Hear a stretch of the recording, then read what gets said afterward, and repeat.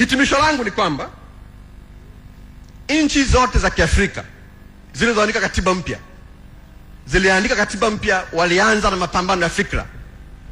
Bahati mbaya mapambano ya fikra ya kuzaa katiba, wakaingia katika mapambano ya ubabe. Baada ya ubabe walipochoka, wakachoshana, ndo wakarudi kukaa. La pili, nchi nyingi za Kiafrika zilizoandika katiba mpya ziliandika katiba mpya baada ya chama tawala kutolewa madarakani.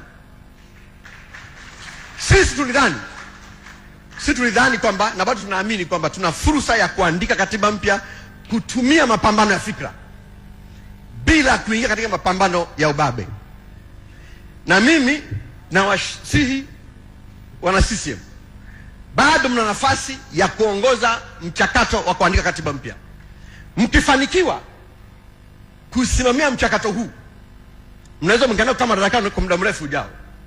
Mkishindwa kama mnavyoelekea kushindwa,